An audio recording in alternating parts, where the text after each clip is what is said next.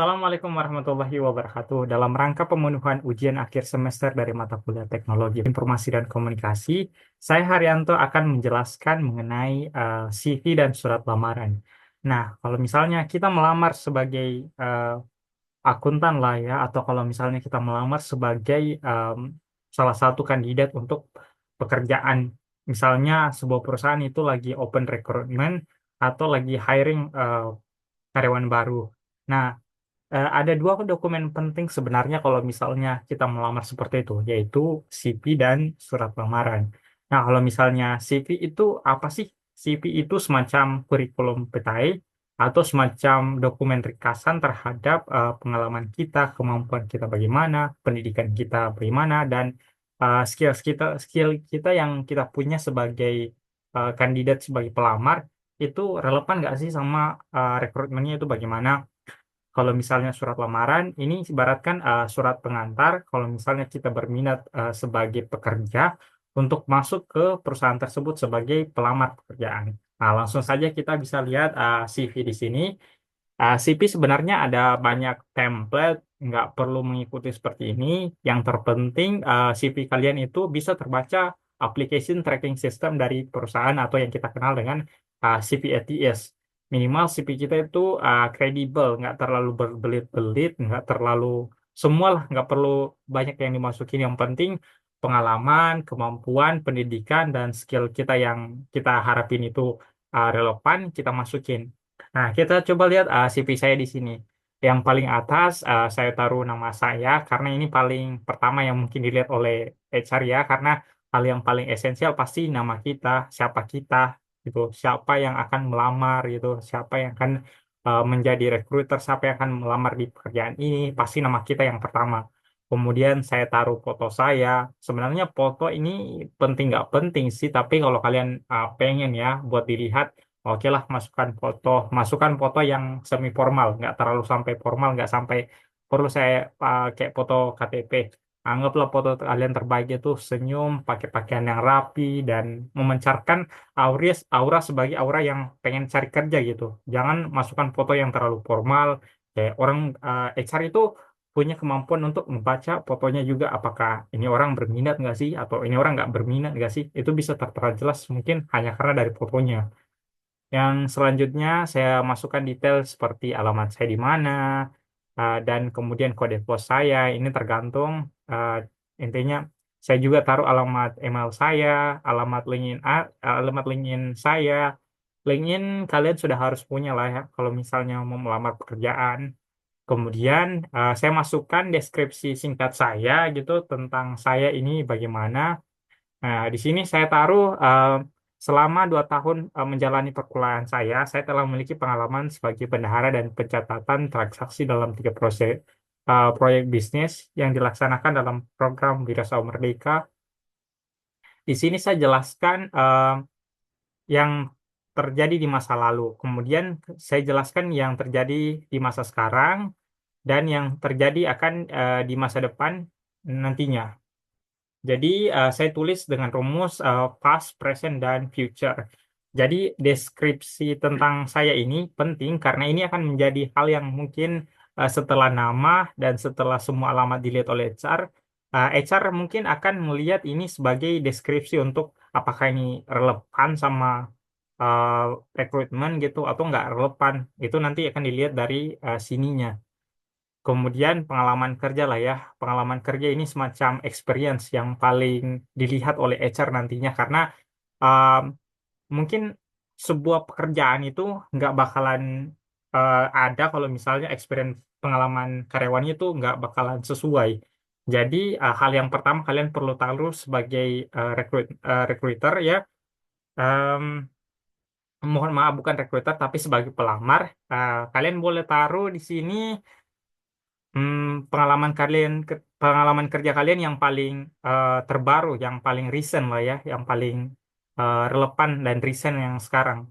Kalian taruh nama job desk kalian, kemudian kalian taruh nama pekerjaan kalian, mohon maaf, kemudian lokasinya di mana itu pekerjaan, kemudian durasi selama kalian bekerja itu berapa sih? Contohnya saya taruh di sini Juli sampai September ya, Juli, Agustus, September 3 bulan lah ya, sepengalaman saya. Kemudian di perusahaan mana, kemudian kalian em, jelaskan perusahaannya itu sebagai apa gitu. Kemudian yang terpenting di sini, kalau kalian sudah melakukan, saya ini sudah kerja sebagai akuntan muda ya lah di perusahaan, anggaplah UMKM bakso mas bagus gitu. Saya sudah lakukan seperti ini. Kalian masukkan job desk yang relevan. Ingat ya, yang relevan dengan rekrutmen yang terbuka gitu. Jangan masukkan di sini kalau misalnya rekrutmennya itu buka mengenai em, anggaplah ya lagi buka untuk koki. Nah, kalau kalian melamar sebagai akuntan, ya pengalaman kerja ini nggak bakalan berguna karena rekrutmennya itu nggak sesuai dengan pengalaman kerja yang kalian masukkan. Nah, kemudian kalian susun dengan pengalaman-pengalaman sebelumnya. Contohnya di sini saya masukkan bendahara dan manajer keuangan, lokasinya sama seperti yang di atas. Tapi kalian susun berdasarkan yang paling baru dulu, yang paling di atas, karena HR bakal ngelihat pengalaman kerja kalian selama setahun terakhir atau 3 bulan ke belakang itu bagaimana. Itu yang paling pertama. Kalian susunlah masuk. Kemudian selanjutnya yang menurut saya sangat penting, kalian masukkan kemampuan atau skills atau ability ya, yang dimana saya taruh di sini sebagai soft skills dan hard skills.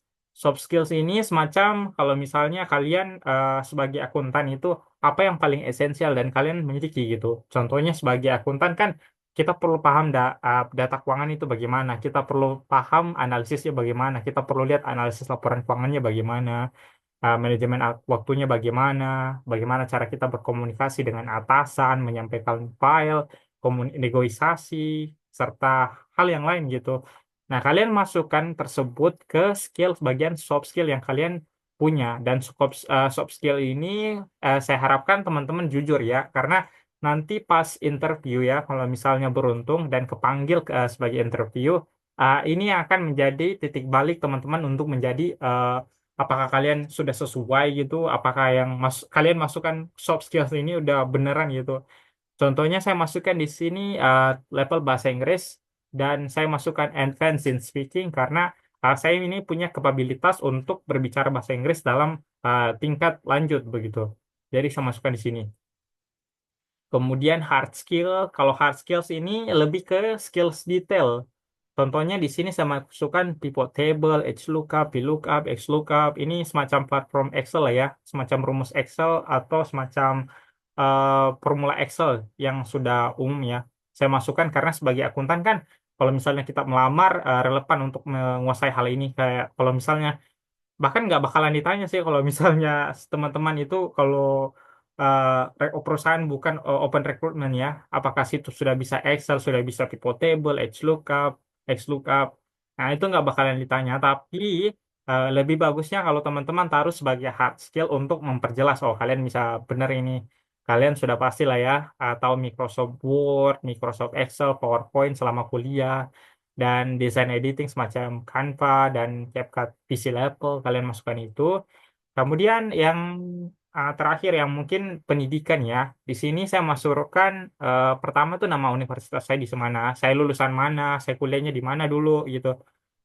Em, Terkadang sih kalau misalnya ini menjadi bagian esensial karena perusahaan mungkin bakal ngelihat, oh ini dari kampus ini gitu, IPK-nya segini, orangnya mungkin bisa bersaing. Nah, tapi ada juga perusahaan yang nggak terlalu ngelirik yang namanya pendidikan karena mungkin lebih percaya terhadap kemampuan sama skillnya gitu, nggak terlalu mementingkan yang namanya pendidikannya di mana atau bagaimana. Di sini juga saya masukkan jurusan saya sebagai apa ya? Tentunya jurusan saya akuntansi. Saya melamar sebagai akuntan, jurusan saya akuntansi biar relevan gitu. Terus saya masukkan IPK saya bagaimana, IPK saya berapa maksudnya. Kalian tulis gitu. Masa kalian kuliah sampai kalian lulus kapan? Contohnya saya masukkan di sini Agustus 2002 sampai sekarang gitu. Karena saya masih kuliah kan ya. Tapi anggaplah kalau misalnya saya lulus nanti, saya mau melamar sebagai akuntan, ya saya masukkan seperti ini.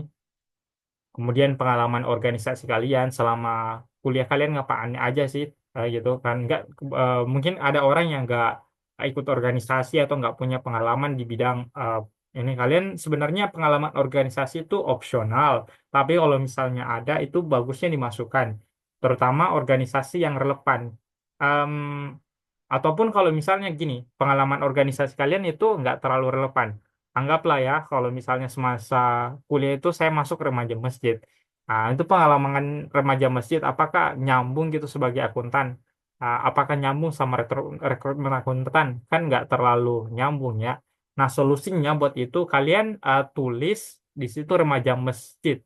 Anggaplah kalau misalnya kita ambil remaja masjid, oh relevannya remaja masjid itu bagaimana? Makanya masukkan di situ hal-hal atau job desk yang teman-teman lakukan selama berorganisasi di remaja masjid itu bagaimana? Gitu. Contohnya saya di sini ikut serta dalam pelatihan dan ataupun rapat anggota yang nantinya berperan aktif dalam membantu pengelolaan usaha serta koperasi organisasi baik dalam hal pencatatan transaksi.